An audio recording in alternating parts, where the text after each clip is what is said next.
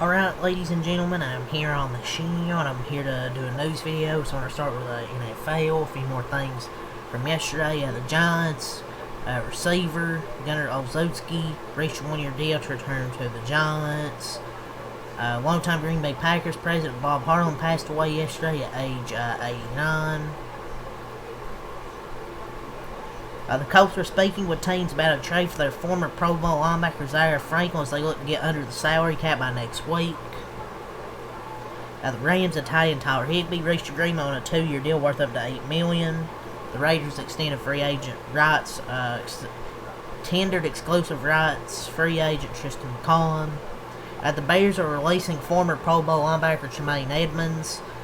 He's been a full-time starter at each of his 8 NFL seasons, and now will become a free agent with 900 tackles in his resume. So they release him, and we'll see where he goes. They create $15 million in cap space. They grant him permission to seek a trade. Guess nobody wanted to trade for him, so they released him. So they have about $44 million now in new cap space. The Raiders, they are releasing last season starting quarterback Geno Smith, barring a trade before the start of the new league year. By releasing Smith, the Raiders will open up $8 million in salary cap space while taking on $18.5 million in dead money. So they're going to release Geno Smith. Not really too much of a surprise here. Rams and safety Cam Curl reached agreement on a 3-year, $36 million deal, as NFL Network reported. With Geno Smith, second straight offseason in which Clint Kubiak took a job with Geno Smith as a QB on the roster, and then he was moved. So that's kind of interesting. They traded a 3rd-round pick last year to acquire him, and that just didn't work out. Obviously, they're going to take Mendoza, but now there's this free agent pool is going to include names like Geno Smith, Kyler Murray. The Miami still wanting to make his move with Tua Tagovailoa, move him. So the Patriots and Tommy DeVito, a 2-year, $7 million contract. The Dolphins now are expected to release kicker Jason Sanders. They cannot reach an agreement on a contract. The Bills are releasing corner Teron Johnson. The Bills, they are releasing receiver Curtis Samuel. Lions left tackle Taylor Decker announced on IG that he requested and will be released by the Detroit Lions. So at first it was announced Packers edge rusher Rashawn Gary announced on IG that he's leaving Green Bay, but then he deleted his goodbye to Green Bay post from IG. So I don't know if he got hacked or here maybe. I don't know. But he's not been released at this time. All options still remain on the table, even potentially a trade. The Texans, they released running back Joe Mixon. He requested his release Thursday per source. He was granted it today. The move saves him $8 million in cap space.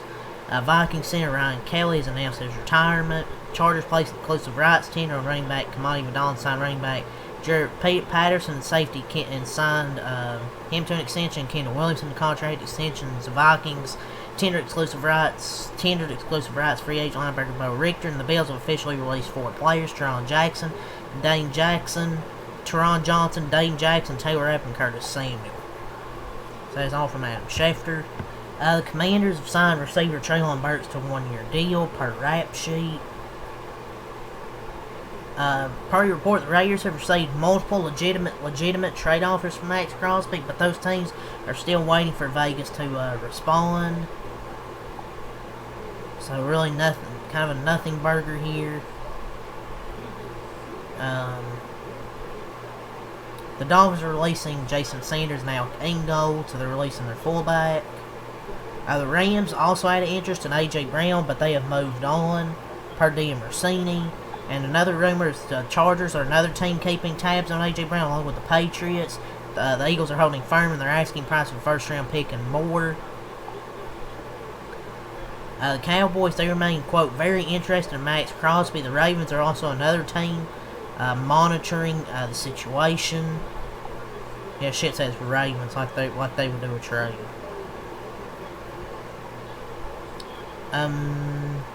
Carson Wentz is believed to be the, quote, preferred option at quarterback by Jets offensive coordinator Frank Reich.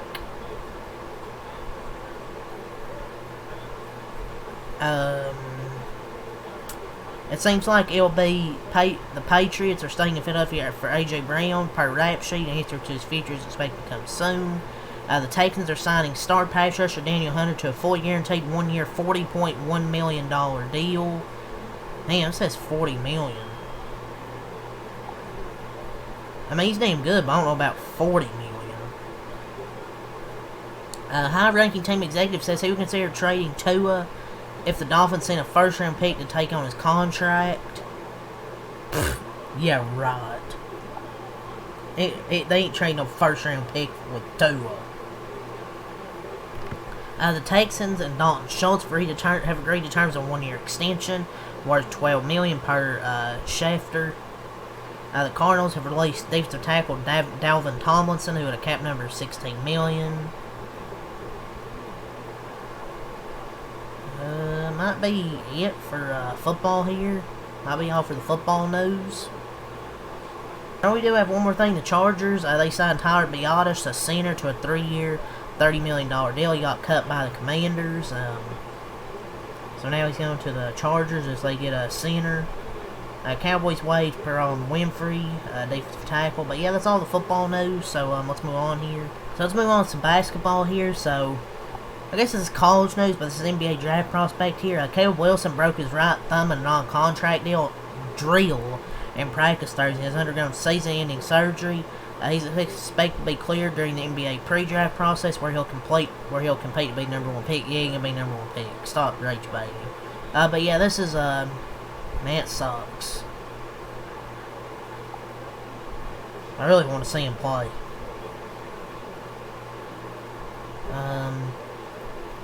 So the Boston Celtics, they've announced officially that Jason Tatum will make his season debut tonight versus the Dallas Mavericks, under 10 months removed from surgery for a torn Achilles tendon. So Jason Tatum will be playing tonight. He's returning from that Achilles. Shams said on the McAfee show. So Markelle Fulcher's returning to the court and will play for the Raptors G League affiliate. Oh man, Markelle Fultz is back. So Daryl Morey says the NBA is unbalanced and that the three-point shot is worth too many points. There needs to be something to do to help fix the game and address it. The 3-point shot is worth too many points. What do you want to be worth? 2.5 points? Yeah, who even needs guys like Jared McCain? Oh yeah, you had him, you traded. He's literally the one who influenced the 3-point shooting more than anyone. His teams in Houston shot more threes than the fucking Warriors. Sounds like a guy that's salty. What do you want the 3-point shot to be worth? 2.5 points? Come on, man. Stupid.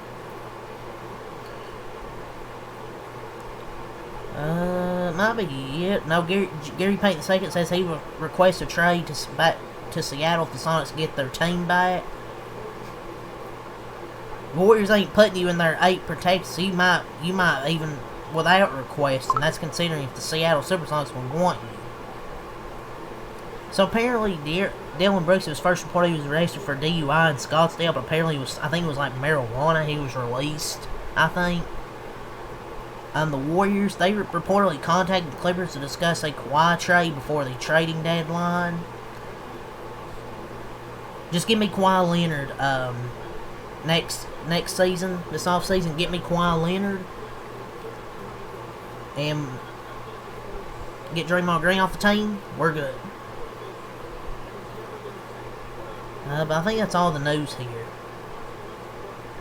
So let's move on to wrestling here. So the reported original plan for the women's title match at WrestleMania 42 was Jade Cargill versus Bianca Belair. It's not really come as a surprise. I mean, every one of us knew it.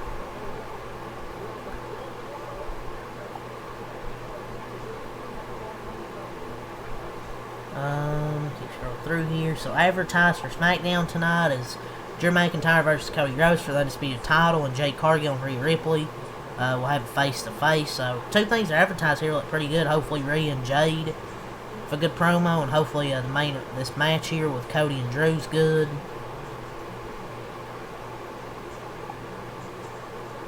Come on, load faster, my lord.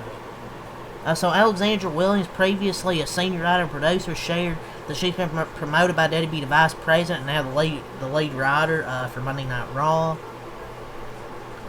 So, giving a little update here. So, Jesse James, Road Dogg. Oh, you didn't know?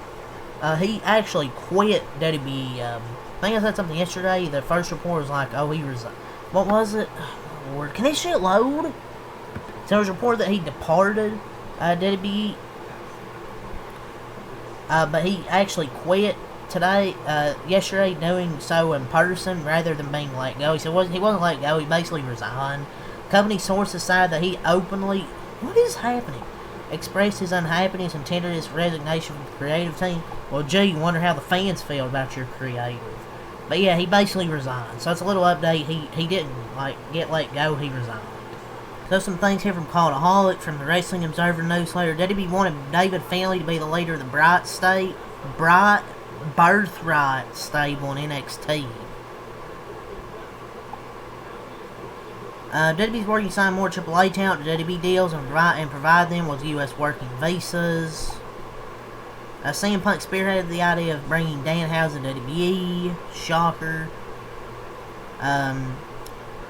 Those close to Tony Khan said that he is thrilled by the news that Paramount will buy Warner Brothers rather than Netflix. Gee, I wonder why. One person within WWE noted that it is tough for Triple H to play a babyface booker. The next Saturday night's main event scheduled for May is set for May 23rd. It's expected to be in Nashville, Tennessee.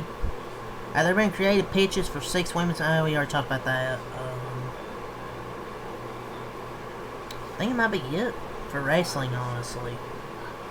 So for NASCAR, let's end off with the schedule. So 7 to 9 on the CW app. O'Reilly, P&Q. So O'Reilly, P&Q at 7 on the CW app tonight. Saturday, 12 on Prime. Cup P&Q. 7:52 the O'Reilly race, and then Sunday race day 341 the Cup race. Carson Brown, the 17-year-old RCR development driver, won the ARCA race last night, as if anybody cares about that. It's an RCR development driver. It's really pretty much it. So yeah, leave a like, subscribe for more. Check them out. Peace, and not only 2 recaps I'm gonna do. I'll recap the Denver Nuggets New York Knicks game 9 SmackDown, but that's honestly it. But after that, it's gonna be a busy next week. A lot of videos coming, so stay tuned. Peace.